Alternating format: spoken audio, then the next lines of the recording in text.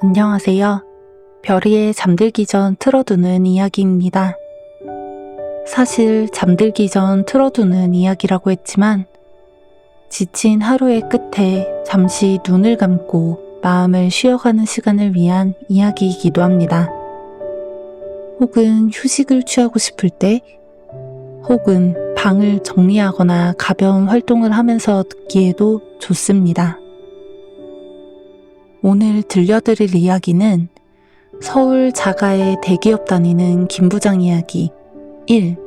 김부장 편 파트 2입니다.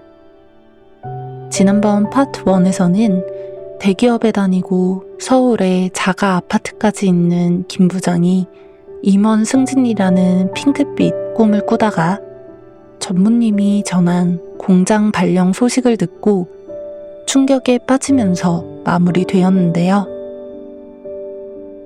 미리 살짝 말씀드리자면 회사에서 리더의 직책을 맡고 계신 분들 혹은 곧 리더의 역할을 하신 분들 아니면 퇴직금으로 또는 여유 자금으로 부동산 투자를 하려고 알아보시는 분들이 들으면 참고할 만한 그런 이야기가 이어집니다.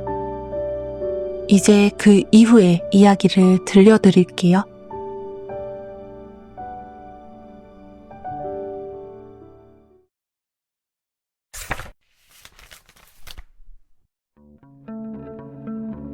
전무님의 공장 발령 선언과 상무님의 한잔 하자는 전화를 받고 난 뒤에도 김 부장은 행복 회로의 끈을 놓지 않습니다. 그래, 공장 시스템 배우고 공장장 하다가 다시 본사로 오라는 뜻이구나. 실제로 그런 사례가 있기도 했습니다. 단지 차이가 있다면 김 부장이 발령받은 안전관리팀이 아닌 설계, 기획, 기술 등 핵심 인재가 모여있는 팀이었다는 것이죠. 상무님이 남긴 주소를 보니 꽤 비싼 오마카세 집입니다. 김 부장은 제발 상무님이 좋은 소식을 전해주시길 바라며 약속 장소로 가보니 상무님이 먼저 와서 앉아 있었습니다. 생선 손질이 시작되며 코스 요리가 나오기 시작하고 상무님은 8만원짜리 사케까지 시킵니다. 상무님이 오늘 띄웁니다. 전무님 말씀 들었지? 안전관리팀으로 가는 거. 네, 들었습니다. 그래, 거기도 중요한 팀이니까 한번 잘해봐. 네, 근데 제가 그 팀으로 가는 이유가 무엇인가요? 인사팀에서 결정해서 내려왔어. 나는 잘 모르겠네.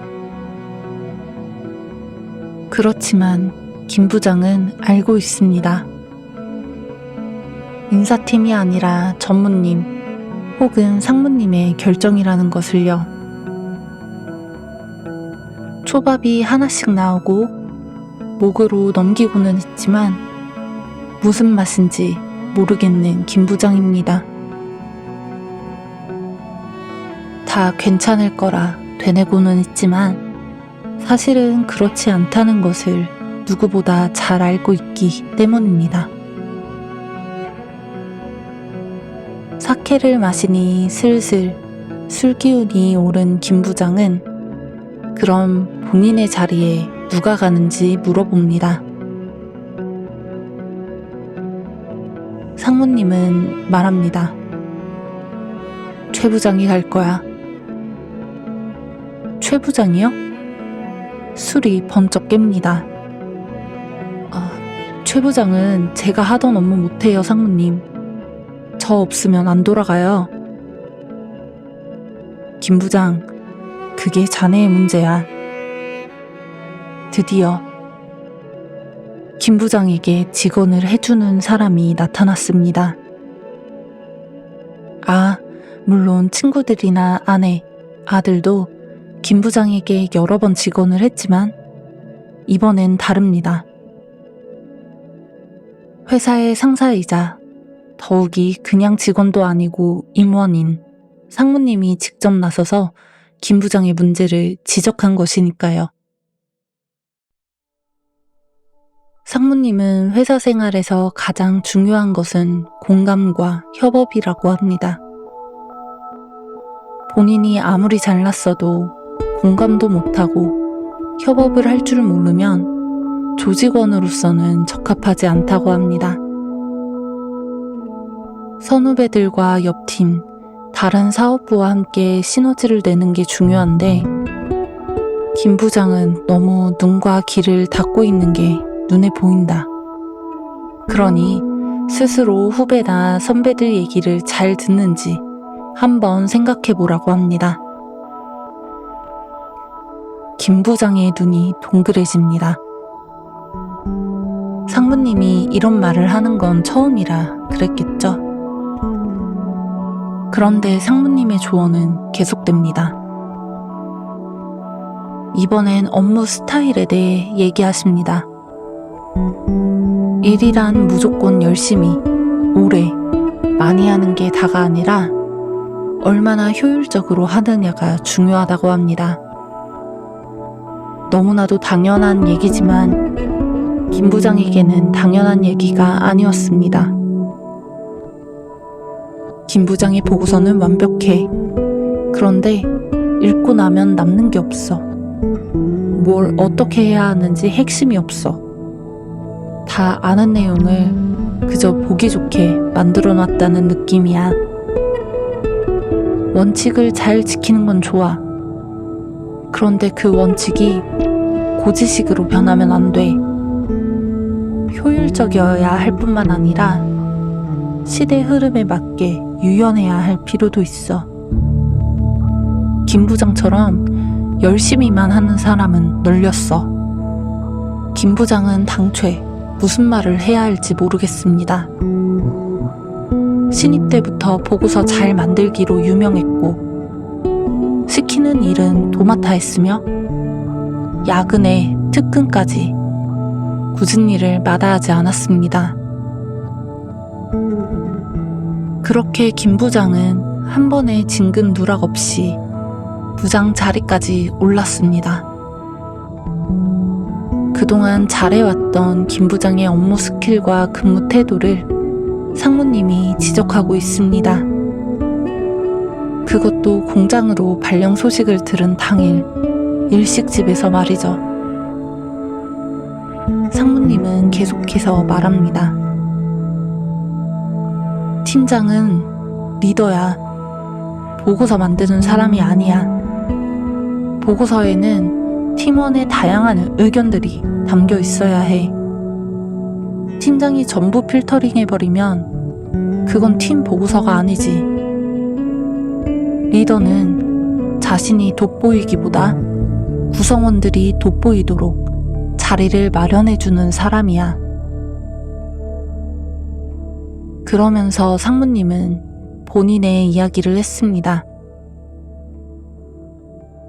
상무님이 일반 팀원일 때는 별로 인정받지 못했지만 팀장이 된 후 인정받기 시작한 이유는 팀원들 일하기 좋은 환경을 만들어 주었기 때문입니다. 본인보다 말도 잘하고 글도 잘 쓰고 영어도 잘하지만 회사에 올인하지는 않는 팀원들을 위해 퇴근도 먼저 하고 휴가도 마음대로 쓰게 하고 일하다 불편한 게 있으면 바로 해결해 주려 하고 다른 부서와 일이 꼬이면 나서서 풀어주었다고 합니다. 회식도 점심에만 하고요. 그리고 권위의식, 자존심은 다 내려놓고 모르는 것은 팀원들에게 가르쳐달라고 했답니다. 긴가민가 한 것도 확신이 없으면 찾아가서 가르쳐달라고 했고요. 그랬더니 팀원들도 정말 열심히 가르쳐주면서 그 내용을 체득하게 되고 업무 효율도 올라가고 팀 실적도 좋아지고 고과도 잘 받고 다른 회사 일에 재미 붙이고 선순환이었다고 합니다. 그리고 그렇게 배운 내용을 보고하거나 발표할 때에는 누가 조사한 자료다, 누구에게 배운 내용이다 라면서 팀원들을 돋보이게 했다고 합니다. 본인이 절대 뛰어난 사람이 아니라고 생각했기 때문입니다. 그러면서 갑자기 송 과장 이야기를 꺼냅니다. 김 부장, 그거 알아? 내가 송 과장한테 아파트 물어봤다고 했을 때 자네 표정이 어땠는지. 김 부장의 표정이 굳어집니다. 사람은 얼굴에서 감정이 다 드러나게 되어 있어. 회사 생활 오래 하면서 느낀 건데, 자신의 부족한 부분을 인정하고 배우려는 사람이냐, 아니면 남들보다 우월하다고 생각하는 사람이냐, 이 둘의 차이는 엄청난 거야. 배우려는 사람은 주변 사람들과 소통하는 과정에서 영향력이 커질 수밖에 없어. 그런데 자기가 우월하다고 믿는 사람은 스스로를 더 고립시킬 뿐이야. 결국 혼자만 남는 거지. 상무님은 김 부장의 눈을 쳐다봅니다. 김 부장은 어디에 해당되는지 잘 생각해봐. 모르는 건 창피한 게 아니야. 모르는데 아는 척하는 게 창피한 거지. 김 부장은 전혀 몰랐습니다. 상무님이 김 부장과 전혀 다른 생각과 행동 방식으로 전혀 다른 조직 생활을 해왔던 것을요. 상무님은 이야기를 마치고 차갑게 식은 녹차를 들이켠 후 가방을 챙기며 마무리합니다. 내가 말이 길었네. 혹시 감정이 상했으면 미안해. 예전부터 자네에게 해주고 싶은 말이긴 했어. 내일 봐. 아닙니다, 상무님. 좋은 말씀 감사합니다. 조심히 들어가십시오. 아, 그리고 마지막 한마디. 모든 책임은 자기 자신에게 있는 거야. 정말 맞는 말로만 김 부장의 뼈를 때린 상무입니다. 이 책을 읽으며 저는 개인적으로 상무가 김 부장에게 진심 어린 조언을 하는 이 대화들을 여러 번 곱씹었습니다.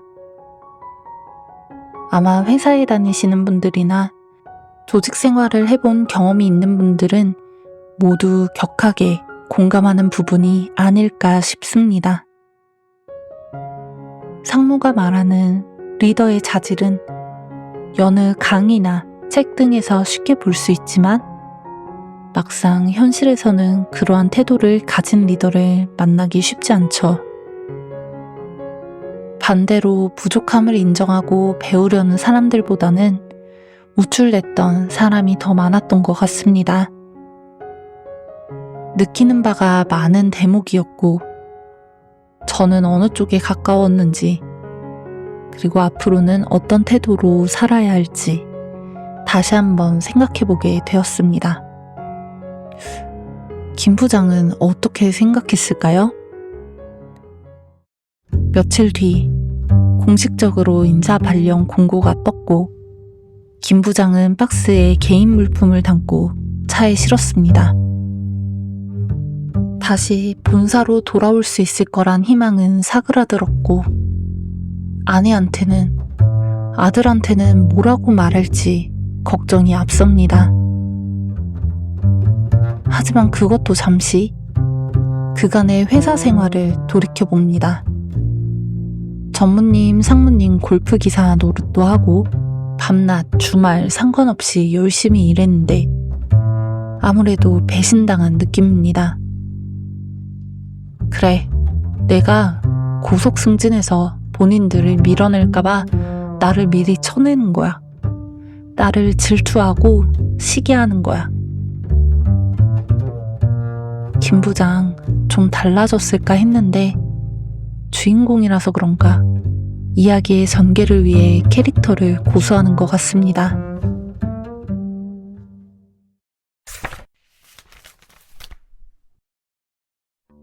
김 부장은 공장에 도착했습니다. 안전관리 팀원들과 인사를 하고 자리에 앉았습니다. 셔츠에 정장을 입던 김 부장은 이제 공장 점퍼를 입고 명품 구두 대신 묵직한 안전화를 신고 팀원들이 가져다준 형광색 조끼와 안전제일이라고 쓰여진 헬멧을 씁니다. 점심시간이 되면 벨이 울립니다. 그러면 갑자기 직원들은 식당을 향해 뛰기 시작합니다. 김 부장은 천천히 움직이며 죽기 살기로 뛰는 사람들을 못마땅하게 생각합니다. 배고픈 거지도 아니고 왜 저러는 걸까? 하지만 어느새부턴가 김 부장도 그들과 함께 레이스를 하기 시작했습니다. 늦게 도착하면 기다리는 시간은 길어지고 점심시간은 줄어들기 때문입니다. 주중엔 기숙사에서 지내다 주말엔 서울집에 들릅니다. 주중엔 퇴근하고 딱히 할 일이 없어 TV를 보다가 잠듭니다. 그렇게 지루한 공장에서의 생활에 익숙해져 가는 김 부장입니다.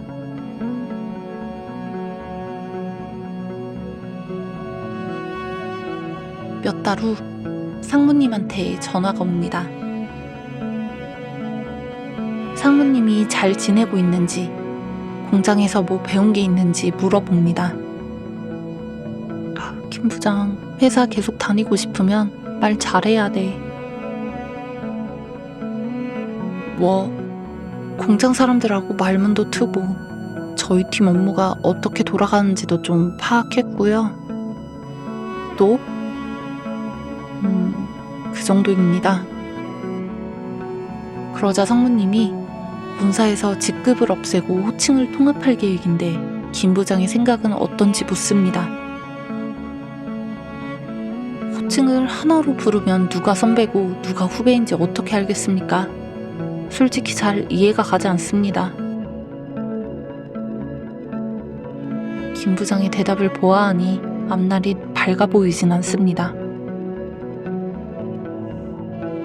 그러자 상무님이 예전 스시집에서 본인이 했던 말을 생각해봤는지 무엇을 느꼈는지 물어봅니다.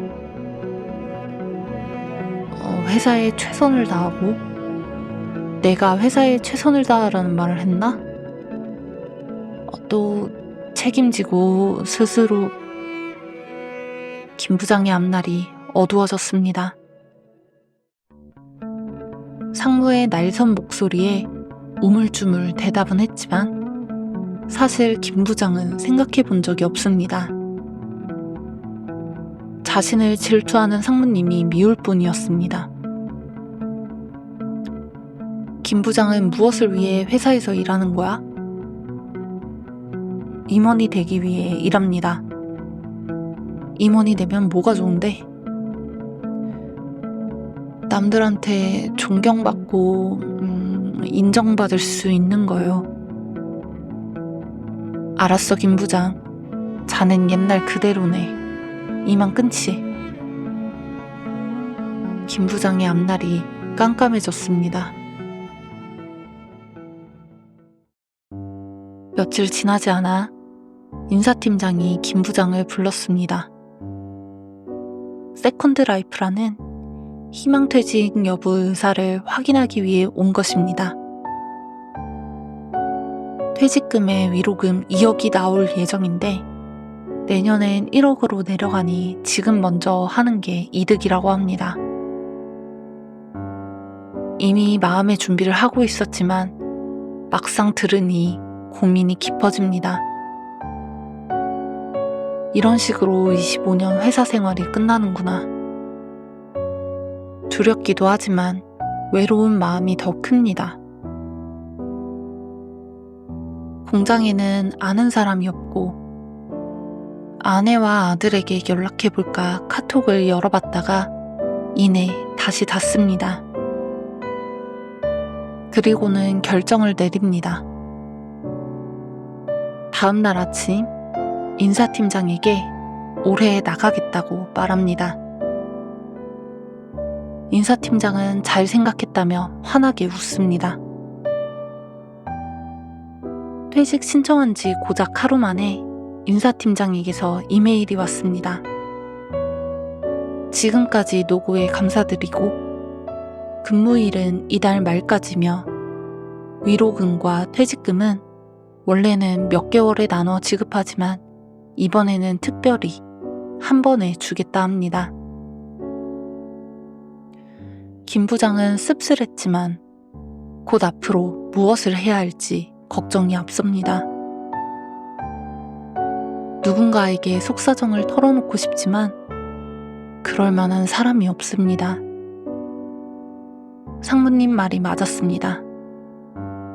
김 부장은 스스로를 고립시켰습니다. 그렇지만 쉽게 변하긴 어려울 것 같습니다. 백수로 살기는 싫고 뭐라도 해야 하긴 하는데 치킨집이나 카페 말고는 딱히 생각나는 게 없습니다. 그러고 보니 아들에게 하지 말라고 했던 장사입니다. 자신이 했던 말이 후회되지만 또 장사를 해본 적 없으니 자신이 없습니다. TV를 켜보니 부동산과 주식 얘기가 나옵니다. 그래, 투자를 하자. 나도 투자자가 되어보자. 유튜브 검색창에 주식, 부동산, 투자, 창업, 부자, 돈 같은 단어를 입력해봅니다. 조회수 많은 영상들을 보다가 문득 지갑에 있는 명함이 떠오릅니다. 송 과장과 출장 갔을 때 만났던 분양상가 사람들이 준 명함입니다. 따박따박 월 3,400이 기억납니다. 전화를 해보니 반갑게 받습니다.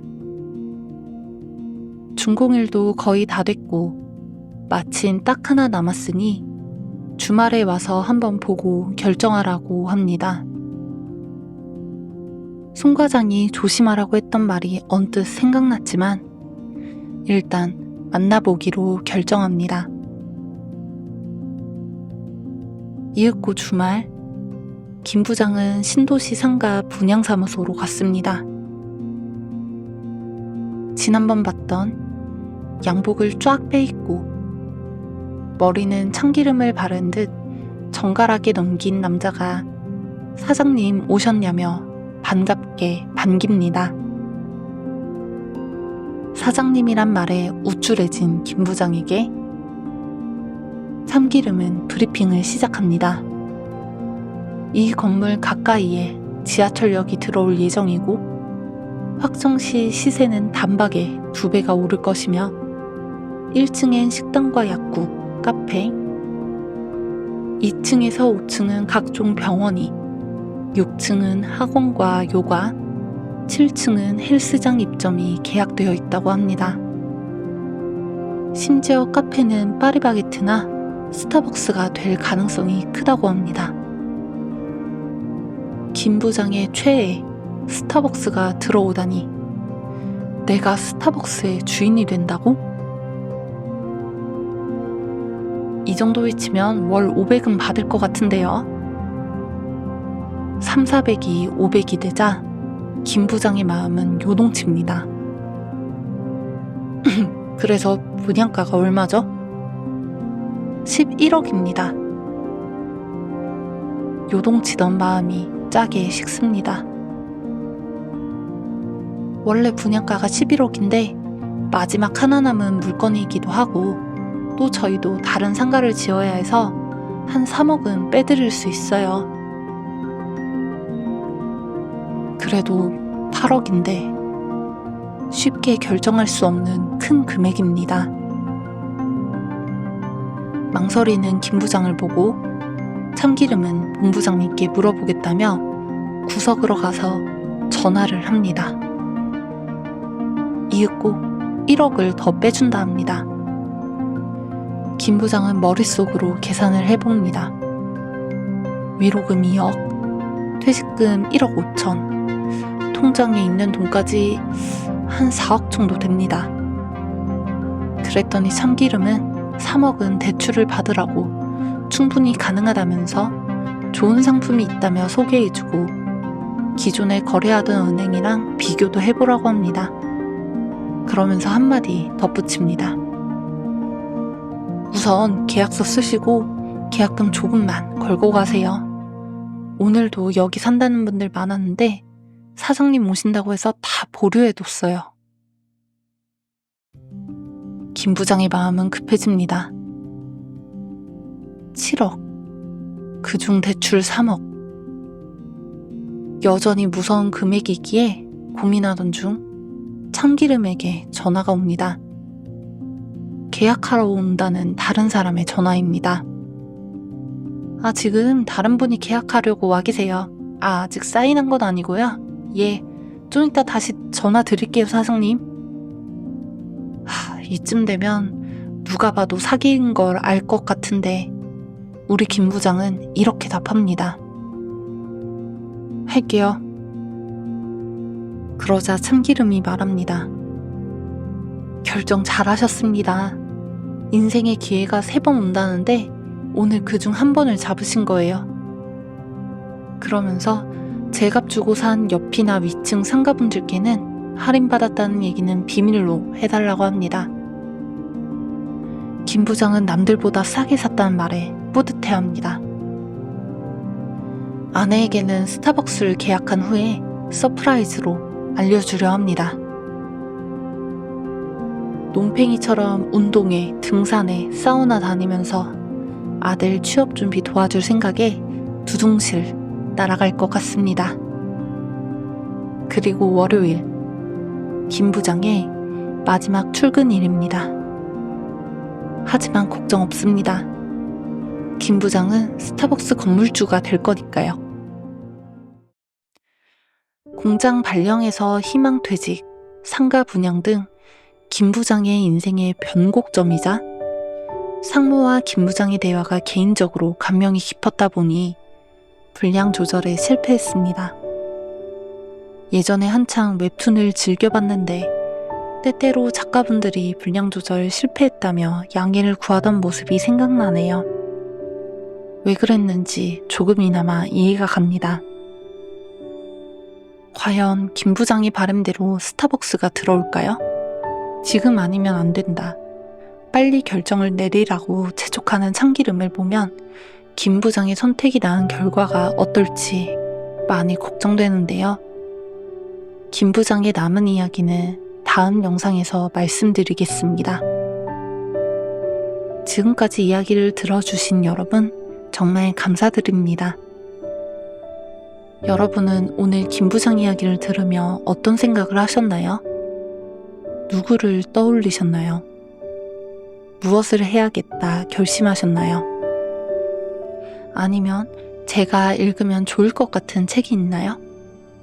댓글로 여러분의 생각을 남겨주세요. 별이의 잠들기 전 틀어두는 이야기가 재밌으셨다면 좋아요와 구독, 알림 설정을 눌러주세요. 저는 다음 이야기로 찾아뵙겠습니다. 편안한 밤 보내세요.